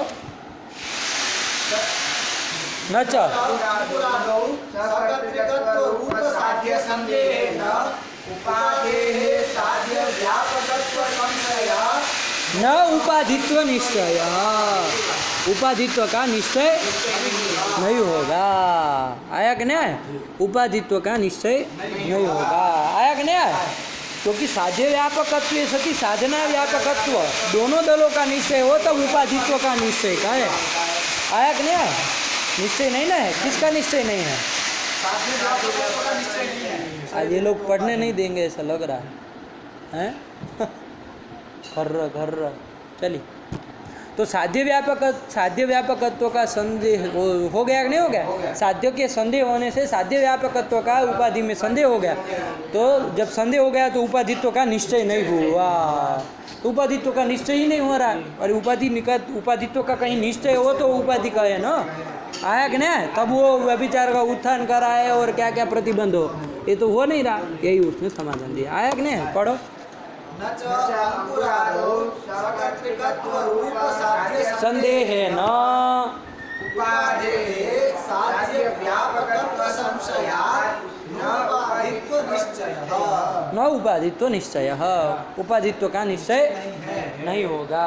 आया कि नहीं? तो जब निश्चय नहीं होगा तो कोई उपाधि कोई वो बनेगी नहीं। उपाधित्व का निश्चय कहीं हो तो उपाधि हो ना। आया कि नहीं? तब तो दोष हो, और फिर व्यभिचार का उत्थान हो, और व्याप्तिगण का प्रतिबंध हो, अनुमिति का अभाव, ये सब आपत्ति दे, है कि नहीं? सब नहीं ना होगा। यही कह रहे। पढ़ लो एक बार, लगाओ चलो। न च अंकुरादौ सकर्तृकत्व रूप साध्य संदेहेन उपादेः साध्य व्यापकत्व संशयात् न उपाधित्व निश्चयः। इति वाच्यम, ये सिद्धांति ने कहा। अच्छा तर्क दिया ना, कोई गलत नहीं ना है। तो फिर यही पूर्व सिद्धांति जो आपका है उसने समाधान दिया। तो कहा वो पूर्व पक्षी फिर आया यत्तु वाला, वो कहा न च वाच्यम। ये यदि आप कहते हैं तो ये न च वाच्यम। क्यों न च वाच्यम? तथापि संदिग्धोपाधित्वस्य दुर्वारत्वात्। उन्होंने कहा निश्चितोपाधित्व न हो, लेकिन संदिग्धोपाधित्व तो हो जाएगा कि नहीं हो जाएगा? वो भी तो दोष होता है। संदिग्धोपाधित्व भी तो दोष होता है। संदिग्धोपाधि दोष हो जाए, संदिग्ध उपाधि हो जाएगी कोई। आया ना? तथापि मतलब उपाधित्व का निश्चय न होने पर भी संदिग्धोपाधित्व से दुर्वारत्वा, संदिग्ध उपाधि हो जाएगी, है कि नहीं? संदिग्धोपाधित्व क्या है? साध्य व्यापकत्व का चाहे साधना व्यापकत्व का यदि संदेह हो कहीं पर तो उपाधित्व का भी वो संदेह हो गया, तो वही संदिग्धोपाधित्व कहा जाता है। आया कि नहीं? संदिग्ध उपाधित्व कहा जाता है। लगा कि नहीं लगा? तो वो दोष तो हो जाएगा कि नहीं? संदिग्धोपाधि तो दोष हो जाएगा, है कि नहीं? यही दोष हो जाएगा। पढ़ो। तथापि संदिग्धोपाधित्वस्य दुर्वारत्वात्। संदिग्धोपाधित्व का ये तो दुर्वार है, इसमें तो अब आप कुछ नहीं कर सकते हैं ना, है कि नहीं? साध्य व्यापकत्व संदेह है कि नहीं है उसमें? तो आप साध्य व्यापकत्व का अभाव भी तो निश्चय नहीं कर पाए हैं। साध्य संदेह, उसका व्यापकत्व का संदेह तो है ही, तो संदिग्धोपाधि हो जाएगी। कोई पूछे संदिग्धोपाधित्वम किम, तो ध्यान रखना कि साध्य व्यापकत्व चाहे साधना व्यापकत्व किसी का भी संदेह हो, है कि नहीं? संदेह भी हो, किसी एक का निश्चय हो, चाहे दोनों का संदेह कोई, तो संदिग्धोपाधि कहला जाए। आया कि नहीं? किसी एक का मान लीजिए साधना व्यापकत्व का निश्चय है लेकिन साध्य व्यापकत्व का संदेह होता है, तो साध्य व्यापकत्व सती साधना व्यापकत्व यहाँ कैसी उपाधि होगी? संदिग्धोपाधि होगी। संदिग्धोपाधित्व उसको कहा जाएगा। अन्य तरह का यदि संदेह होता है तो। आया कि नहीं? चलिए, तो ये संदिग्धोपाधित्व तो दुर्वार है। तो फिर इसको यही कहा लगा। चलो पढ़ो ये, चलो। तथापि संदिग्धोपाधित्वस्य दुर्वारत्वात्। हाँ, न च उपाधि संदेहाहितो व्यभिचारसंदेहः पक्षी। अब देखो एक मिनट, थोड़ा रुको। इसके पहले थोड़ा न चौके पहले थोड़ा समझो, है कि नहीं? ये संदिग्धोपाधित तो हो जाएगा तो दोष कैसे होगा ये हमको समझना है। संदिग्धोपाधि कोई हो जाएगी, जैसे शरीरजन्यत्वम संदिग्धोपाधि, तो उसमें संदिग्धोपाधित तो रहेगा, तो संदिग्धोपाधि हो गए कि नहीं हो गए? कौन? निश्चित उपाधि नहीं हुई, निश्चित उपाधि नहीं हुई, लेकिन संदिग्ध उपाधि तो हुई कि नहीं हुई? वो हो गए। अब इससे दोष कैसे होगा? आपत्ति क्या होगी ऐसी संदिग्ध उपाधि से? तो अब व्यभिचार का निश्चय तो नहीं ना करा पाएगा। अब संदिग्ध उपाधि जो होगी उसके द्वारा व्यभिचार का उत्थान, संदिग्ध वो निश्चित व्यभिचार निश्चय का उत्थान नहीं ना होगा। व्यभिचार का निश्चय ना उत्थान नहीं ना होगा, तो व्यभिचार भी संदेह होगा, व्यभिचार भी संदिग्ध व्यभिचार होगा। आया कि नहीं आया? व्यभिचार भी संदिग्ध रहेगा। उपाधि के द्वारा संदेह क्या होगा? देखो, उपाधि यदि साध्य का व्यापक हो तब तो क्या हो जाएगा, और साधन का व्यापक तो है ही, इसलिए उसमें बोलना ही नहीं है। साध्य का व्यापक यदि हो जाए तो व्यभिचार होगा, है कि नहीं? और उपाधि तो वो यदि उपाधि जो आपकी है शरीरजन्यतम, वो यदि साध्य का व्यापक न हो तो व्यभिचार तो व्यभिचार हो, ऐसा जरूरी नहीं ना है कि व्यभिचार होगा ही, नहीं ना, व्यभिचार नहीं होगा तब आएगा ना। साध्य का व्यापक यदि हो जाए उपाधि तब तो व्यभिचार होगा, और साध्य का व्यापक न हो तो व्यभिचार नहीं होगा, तो व्यभिचार भी संदिग्ध होगा। संदिग्धोपाधि से संदिग्ध ही व्यभिचार होता है। तो व्यभिचार का संशय भी हो जाए, है कि नहीं, कि भाई ये हेतु आपका जो है वो व्यभिचारी है कि नहीं, ऐसा संदेह भी हो जाए तब भी क्या हो जाता है? व्याप्ति ज्ञान का प्रतिबंध हो जाता है। तो व्याप्ति ज्ञान का प्रतिबंध हो जाएगा तो क्या हो जाएगा? अनुमिति नहीं ना होगी। इसलिए संदिग्धोपाधि भी दोष होता है। आया कि नहीं? यही उसने कहा कि निश्चित उपाधि भले ना हो, संदिग्धोपाधि तो दुर्वार है, यही उसने कहा। आया कि नहीं? ये सब बातें समझ में आई कि नहीं? चलो अब आगे बढ़ो, नचो। उपाधि संदेहाहितो व्यभिचार संदेह पक्षीय व्यभिचार संदेह एव सच न प्रतिबंधकः इति वाच्यम। ये फिर से वो समाधान सिद्धांति देने के लिए आया न चौकर, है कि नहीं? वो कहा कि संदिग्धोपाधि जो आप कह रहे हो उसके द्वारा जो व्यभिचार का क्या होगा? निश्चय तो नहीं होना है, व्यभिचार का भी संदेह ही होगा। वही कह रहा, पढ़ो क्या लिखा? उपाधि संदेहाहित, आहित मतलब जनित, उपाधि के संदेह से आहित मतलब जनित, क्या? व्यभिचार संदेह, व्यभिचार का संदेह ही उसके द्वारा जनित हुआ ना, जन्य हुआ ना। वही कह रहे, उपाधि संदेहाहितो व्यभिचार संदेह पक्षीय व्यभिचार संदेह एव, ये पक्षीय व्यभिचार संदेह ही होगा। आया कि नहीं आया? और सच सच न प्रतिबंधकः, न प्रतिबंधक, वो प्रतिबंधक नहीं होगा। देखो ध्यान देना, उपाधि का संदेह है, संदिग्धोपाधि है ना, मतलब उपाधि का संदेह है कि नहीं? उससे व्यभिचार का उत्थान होगा, लेकिन व्यभिचार भी कैसा रहेगा? संदिग्ध रहेगा, व्यभिचार का संदेह ही होगा। तो उपाधि संदेहात जनित यह व्यभिचार संदेह, वो व्यभिचार संदेह भी कैसा होगा? पक्षी व्यभिचार संदेह ही होगा। पक्षी व्यभिचार मतलब पक्षांतर भावेण ही व्यभिचार का संदेह। आया कि नहीं? मतलब पक्षांतर भावेण ही हो रहा है ना। साध्य है कृतिजन्यत्व, वो पक्ष में रहेगा, कार्यत्व हेतु आपका जहाँ रह रहा है पक्ष में, वहाँ यदि साध्य रहेगा तो हेतु व्यभिचारी होगा? नहीं होगा। और यदि साध्य नहीं रहेगा तो व्यभिचारी होगा। तो यही व्यभिचार संदेह उसके द्वारा हो रहा है ना। वो किम अंतर्भावेण हो रहा है? पक्षांतर भावेण ही हो रहा है। आया कि नहीं? पक्षांतर भावेण, पक्षीय व्यभिचार संदेह ही है वो, पक्षांतर भावेण ही व्यभिचार संदेह है। और पक्षांतर भावेण जो व्यभिचार संदेह होता है वो प्रतिबंधक नहीं होता। ये चीज़ ध्यान रखना, क्योंकि ध्यान देना, यदि ऐसा होने लगे तब तो सारी की सारी अभी समझ में आ जाएगा, कपड़ा ये मत बैठ जाएगा। अभी वो सारा का सारा जो भी अनुमान करेंगे तो पक्ष में तो साध्य का संदेह सब जगह होता ही है, इसलिए तो अनुमान करते हैं। यदि वहाँ निश्चय हो जाए तब तो हम सिद्ध साधन करते। आया कि नहीं? उसका सिद्ध नहीं होता इसलिए तो अनुमान करते। तो साध्य का पक्ष में तो संदेह होता ही है। तो हमेशा सब जगह यदि ऐसा व्यभिचार संदेह, जो पक्षीय व्यभिचार संदेह यदि प्रतिबंध करने लगे फिर तो अनुमान कहीं हो ही नहीं, अनुमिति कहीं हो ही नहीं। अनुमान मात्र का उच्छेद हो जाएगा। क्योंकि ध्यान देना, साध्य का हमेशा के लिए क्या होता है, पक्ष में संदेह होता है कि नहीं होता है? हेतु का तो निश्चय रहता है उसमें पक्ष में। जैसे पर्वतो वह्निमान धूमात, धूम का वहाँ निश्चय है कि नहीं है? वह्नि का संदेह है कि नहीं है? तो अब वो संदेह व्यभिचार संदेह हो गया कि नहीं हो गया? व्यभिचार संदेह हुआ कि नहीं हुआ? साध्य जो आपका है कौन, वह्नि, वो वहाँ पक्ष में रहे तब तो व्यभिचार, और पक्ष वो साध्य वह्नि पक्ष में न रहे तो व्यभिचार का संदेह हुआ कि नहीं हुआ? कि भाई वह्नि यदि पक्ष में न रहे तो क्या हो जाएगा, धूम हेतु व्यभिचारी हो जाएगा। ऐसा संदेह हो गया कि नहीं हो गया? अब ऐसे ये तो होता ही सब जगह, अनुमान में ये तो होगा ही ना। पक्षीय व्यभिचार संदेह तो होना ही है, और पक्षाय व्यभिचार संदेह यदि प्रतिबंध करने लगे तो अनुमान मात्र का उच्छेद होने लगेगा। आया कि नहीं? इसलिए पक्षीय व्यभिचार संदेह जो होता है, पक्षांतर भावेन व्यभिचार संदेह जो होता है, वो प्रतिबंधक नहीं होता है। यही चीज़ उसने कही। लगा कि नहीं लगा?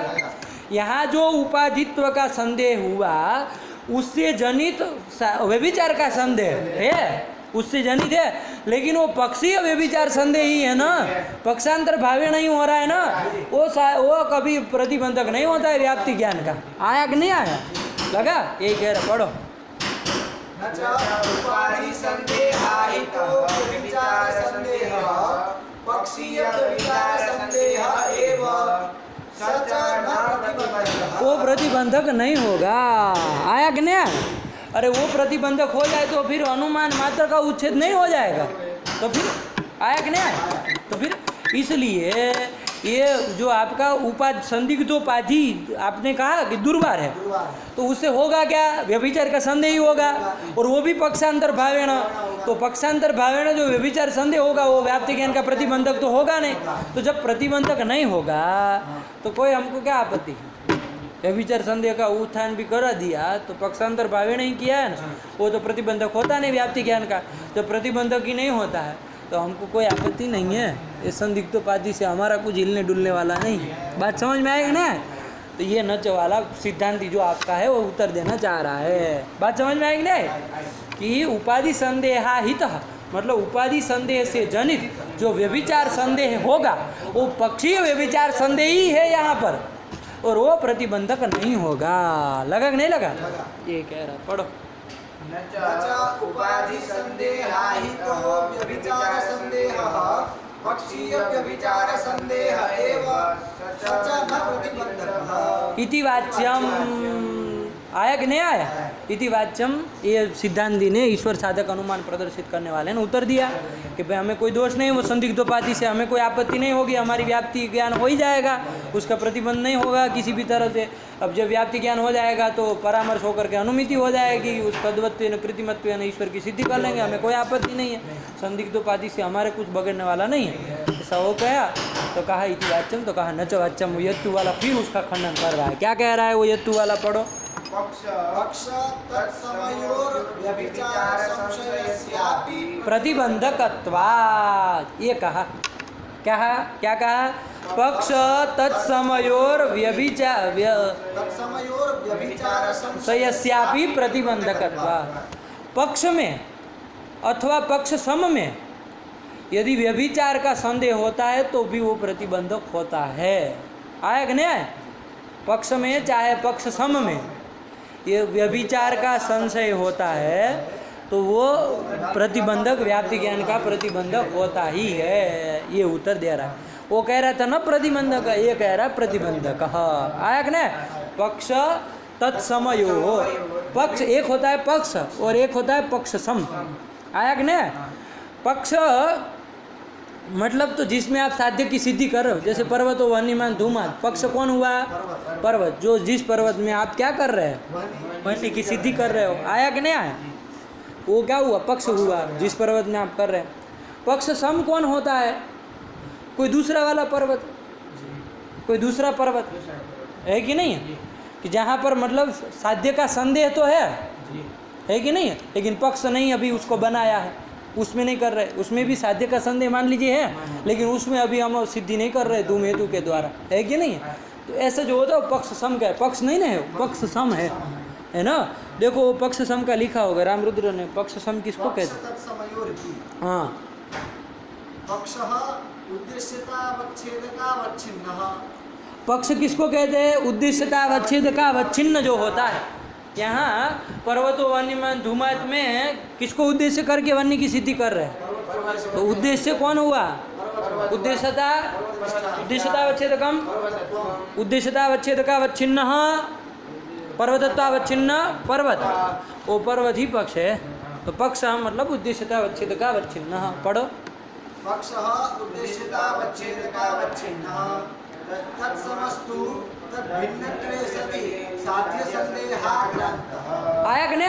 तद भिन्नत्वे सति, उससे भिन्न हो, उद्देश्यता अवच्छेद का अवच्छिन्न से भिन्न हो, लेकिन साध्य का संदेह हो, वो पक्ष सम कहलाता है। बात समझ में आया कि नहीं? आया कि नहीं? वो पक्ष सम कहलाता है।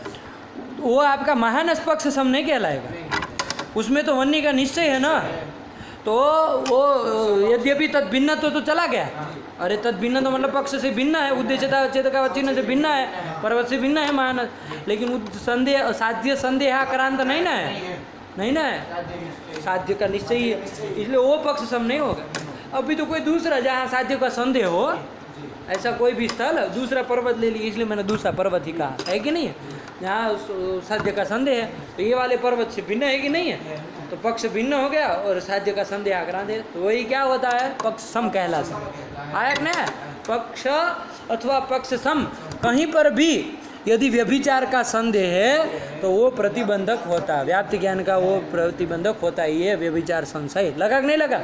ये उन्होंने कहा। पढ़ो। पक्ष तत्समयोर्व्यभिचार संशयस्यापि प्रतिबंधकत्वात्। आया कि नहीं आया?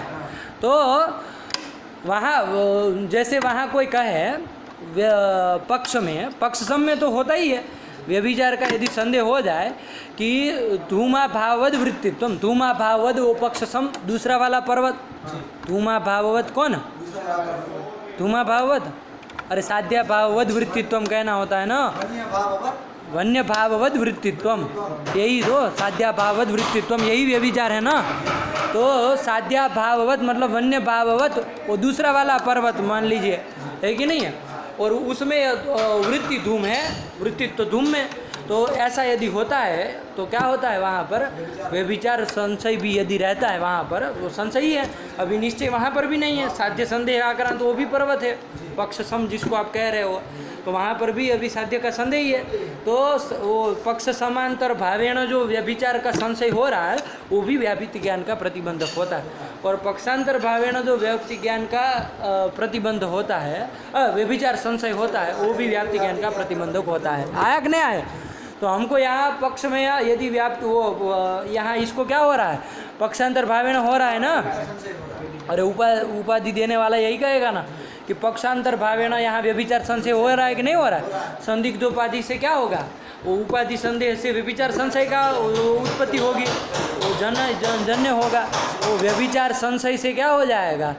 वो व्याप्ति ज्ञान का प्रतिबंध हो जाएगा। वो भले पक्षीय व्यभिचार संदेह हो, पक्षांतर भावे नहीं हो, साध्या भाववत यदि पक्ष होगा तो व्यभिचार होगा, साध्या भाववत पक्ष नहीं होगा तो व्यभिचार नहीं होगा, यही है ना, क्योंकि धूम तो उसमें है ही, कार्यत्व हेतु तो यहाँ प्रकृत स्थल में है ही, है कि नहीं है? तो क्या हो जाता है? व्यभिचार संशय भी वो तो भले पक्षांतर भावे न होगा ही। आया कि नहीं? यही उसने कहा कि पक्ष तत्समयोर व्यभिचार संशया भी प्रतिबंधकत्वात्। हाँ,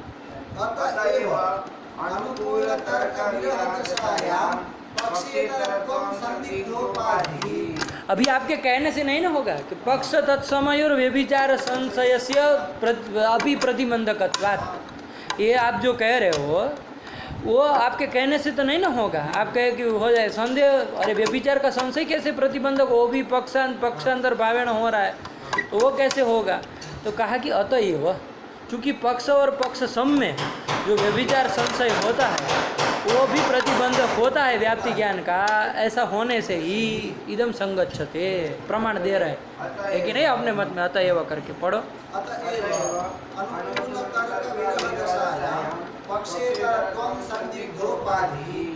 इत्यभिधानं ग्रंथकृतां संरक्षते। ये संदिग्धोपाधि ही, ये अब ग्रंथकार लोगों ने कहा है कि नहीं है? पक्षेतरत्वम संदिग्धोपाधि ही, है कि नहीं है? अनुकूल तर्क विरह दशायाम पक्षेतरत्वम संदिग्धोपाधि ही, ये पक्षेतरत्वम संदिग्धोपाधि हो ही जाएगी। सब अनुकूल तर्क, कोई भी अनुमान करो, कोई भी अनुमान करो, दुनिया का कोई भी अनुमान ले लो, वन्यमान धूमान जैसे ले लिया, तो वहाँ पर यदि अनुकूल तर्क न हो, है कि नहीं, व्यभिचार शंका का निवर्तक कोई अनुकूल तर्क न हो, तो वहाँ पर पक्षेतरत्वम जो होती है वो संदिग्धोपाधि ही, पक्षेतरत्वम उपाधि हो ही जाएगी। आया कि नहीं आया?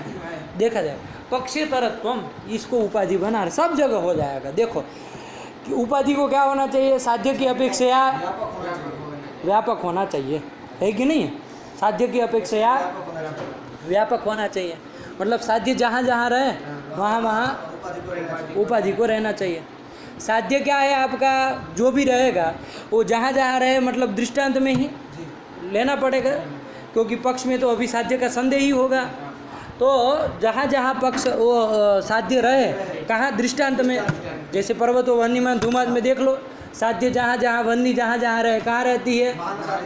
महानसादि में रहती है कि नहीं रहती है? वहाँ वहाँ क्या रहना चाहिए? उपाधि को रहना चाहिए। उपाधि हम किसको बना रहे हैं? पक्षेतरत्वम। पक्षेतरत्वम मतलब पक्ष भिन्नत्वम, इतरत्वम मतलब भिन्नत्वम, पक्षेतरत्वम मतलब पक्ष भिन्नत्वम, यही उपाधि बन जाएगी। पक्ष कौन है आपका? वो तद भिन्नत्वम, उसमें महानस में है कि नहीं है? यत्र यत्र साध्यम यत्र यत्र वन्नी है, कहाँ? दृष्टांत महानासादो, तत्र तत्र पक्षेतरत्वम है कि नहीं है? बात समझ में है कि नहीं? सब जगह के लिए देखो, ये फांस कहीं पर भी कहीं को किसी को लगा नहीं हो, उपाधि दोष कोई भी अनुमान प्रयोग करे, यदि ये सब जमे वो नहीं समझ करके रखा होगा अभी यहाँ का ग्रंथ, तो फंसेगा आदमी, है कि नहीं? पक्षेतरत्वम उपाधि है कि नहीं? कह दो, कोई भी कैसा भी अनुमान करे, पक्षेतरत्वम उपाधि, यत्र यत्र साध्यम, वो कहाँ आपको बोलना पड़ेगा? दृष्टांत में ही। पक्ष में तो अभी संदेह है कि नहीं है? तो जहाँ दृष्टांत में साध्य है वहाँ सब जगह पक्षेतरत्वम होगा कि नहीं होगा? दृष्टांत तो पक्ष नहीं ना है, नहीं ना है वो, तो वहाँ तो साध्य का निश्चय है। साध्य संदेह जहाँ होता है वो पक्ष होता है, तो पक्ष भिन्नत्व वहाँ चला गया कि नहीं चला गया? पक्षेतरत्वम चला गया। बात समझ में आई? अब साधना व्यापकत्व जाना चाहिए, तो यत्र यत्र धूम तत्र तत्र वो पक्षेतरत्वम को रहना चाहिए। तो धूम देखो जहाँ जहाँ है, पर्वत में है कि नहीं है? वहाँ वहाँ पक्षेतरत्व है? नहीं है, तो साधन का अव्यापक हो गया कि नहीं हो गया? है कि नहीं? अरे हेतु जो है वो पक्ष में तो निश्चित ही रहता है ना, वहाँ पक्षेतरत्व तो नहीं ना, वो तो पक्ष ही है, पक्षेतरत्व तो नहीं ना जाएगा, वो पक्षेतरत्व नहीं, साधन का अव्यापक हो गया। तो साध्य व्यापकत्व सती साधना व्यापकत्वम उपाधि, कहाँ कौन हो? उपाधित्वम, ये उपाधित्व किस में रह गया? पक्षेतरत्व उपाधि। लेकिन ये कैसी उपाधि? संदिग्धोपाधि। आया कि नहीं आया? साध्य का यदि मतलब साध्य कैसे हो? संदिग्धोपाधि क्यों है? पक्षेतरत्व। साध्य आपका जो वन्य है वो पर्वत में रहेगा, तो ये जो पक्षेतरत्व है वो उपाधि हो पाएगी? वन्य यदि वो पर्वत में रह जाएगा तो पक्षेतरत्व उपाधि हो पाएगी? क्योंकि यत्र यत्र साध्यम तत्र तत्र वो उपाधि ने पक्षेतरत्व नहीं ना होगा। अरे वन्य उसमें पक्ष में भी रह जाएगी, वहाँ पक्षेतरत्व नहीं ना रहेगा, तो उपाधि नहीं होगी। वन्य यदि पक्ष में न हो सिद्ध, तो वहाँ पर क्या हो जाएगा? उपाधि हो जाएगी। तो ये संदिग्ध उपाधि होता है। संदेह हो गया ना? अरे साध्य वन्य के संदेह से, पक्ष पर्वत में वन्य के संदेह से वो वन्य व्यापकत्व का किसमें संदेह हो गया? उपाधि में संदेह हो गया। आया कि नहीं आएगा? तो यही संदिग्ध उपाधि हो जाते हैं, है कि नहीं है? लेकिन कब? अनुकूल तर्क विरह दशायाम। आया कि नहीं आया? अनुकूल दशायाम पक्षेतरत्वम संदिग्धोपाधि, ये दोष होता है कि नहीं है? यदि अनुकूल तर्क हो, जैसे पर्वतो वन्यमान धूमात, अब देखो वो संदिग्धोपाधि हो जाएगी तो उससे होने वाला क्या है? उससे क्या उत्पन्न होगा? व्यभिचार संदेह, है कि नहीं है? वो व्यभिचार संदेह जो होगा, है कि नहीं है, वो क्या होगा? वो पक्षांतर भावे नहीं होगा ना, पक्षीय व्यभिचार संदेह ही होगा, है कि नहीं है? साध्य उसमें रहेगा पक्ष में तो व्यभिचार, नहीं होगा। और नहीं रहेगा तो व्यभिचार होगा। आया कि नहीं? धूम को तो वहाँ रहना ही है कि नहीं है? तो साध्याभाववद वृत्तित्वम कब जाएगा? साध्याभाववद पक्ष हो तब जो व्यभिचार होगा, और साध्य यदि रह जाए तो व्यभिचार नहीं होगा, नहीं ना होगा। तो वो व्यभिचार संदेह हो गया, उससे व्यभिचार संदेह ही होगा ना। वो व्यभिचार संदेह है, यदि हमारे पास अनुकूल तर्क आ जाए तो व्यभिचार संदेह रहेगा? व्यभिचार शंका, व्यभिचार संदेह नहीं ना रहती। अनुकूल तर्क से क्या होता है? उसका निवर्तन हो जाता है। आया कि नहीं आया? हम कह देंगे कि यदि वन्निर न स्यात् तरी धूमोपि न स्यात्, वन्नी जन्यत्वात्। ये कार्य कारण भाव रूप ही अनुकूल तर्क है। वन्नी जो है वो धूम का कारण है, धूम है मतलब उसका कारण वन्नी जरूर होगा। ये अनुकूल कार्य कारण भाव रूप अनुकूल तर्क है कि नहीं है? तो ये अनुकूल तर्क से क्या हो जाएगा? विसंदेह का निवृत्तन हो जाएगा। तो यहाँ के लिए संदिग्धोपाधि कोई दोष नहीं ना लगा, इसलिए अनुकूल तर्क विरह दशायाम पक्षेतरत्वम संदिग्धोपाधि, सब जगह आग ने बात समझ में आई? अनुकूल तर्क विरह दशायाम संदिग्धोपाधि ये कहा। तो यदि ये संदेह, ये पक्षीय व्यभिचार संदेह, पक्षीय व्यभिचार संदेह यदि प्रतिबंधक न होता, यदि पक्ष तत्समयो हो व्यभिचार जो संशय है वो यदि प्रतिबंधक न हो, है कि नहीं है? पक्ष और तत्सम में होने वाला जो व्यभिचार संशय है वो प्रतिबंधक न हो तो ये संदिग्धोपाधि कोई दोष होगा? नहीं ना होगा। और आपके ग्रंथकार सब लोग, दद्दा लोग सब लिख करके चले गए हैं क्या? तो अनुकूल तर्क विरह दशायाम इति ग्रंथकृताम कब संगच्छते? जब पक्ष और तत्सम में भी जो व्यभिचार संशय है वो भी व्यभिचार संशय व्याप्ति ज्ञान का प्रतिबंधक होता है। ऐसा होने पर ही आपका संदिग्धोपाधि ये कहना, ये सब ग्रंथकारों का कहना संगच्छते, है कि नहीं है? वरना कहाँ का संदिग्धोपाधि और क्या उससे होना? आया कि नहीं? चलो पढ़ो क्या कह रही है, क्या लगा कि नहीं लगा?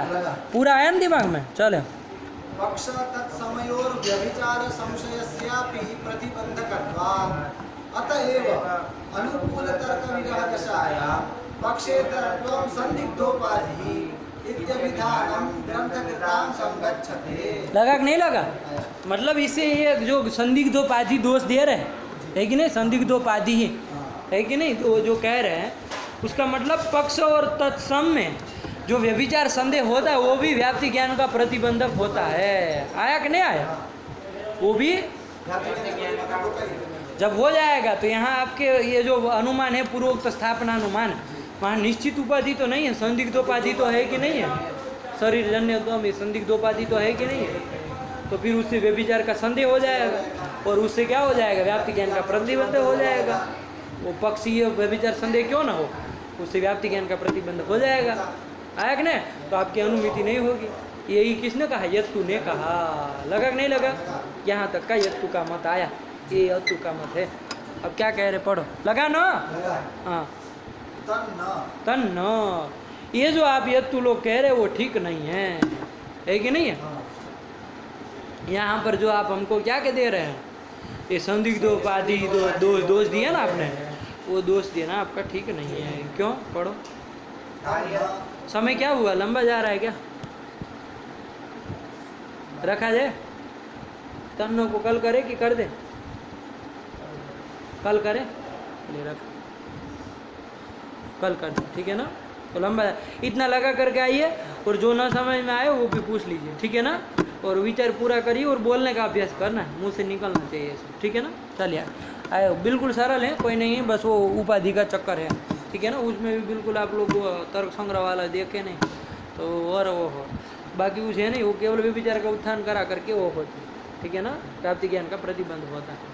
तो यही है, उसको सही से लगा करके आइए, कल चलते हैं, ठीक है ना? ये यत्तु मत का खंडन करेंगे कल। चलिए। सृष्टो या सर्ग रूपा जगदवन विधौ पालनीया च रौद्री संहारे चापि यस्या जगदिदमखिलं क्रीडनं या पराख्या पश्यन्ति मध्यमाथो तदनु भगवती वैखरी वर्णरूपा शास्मदवाचं प्रसन्ना विधिर्गिरिजा राधितालङ्करोतु। भगवत्यै नमः, पराम्बिकायै नमः। अस्तु।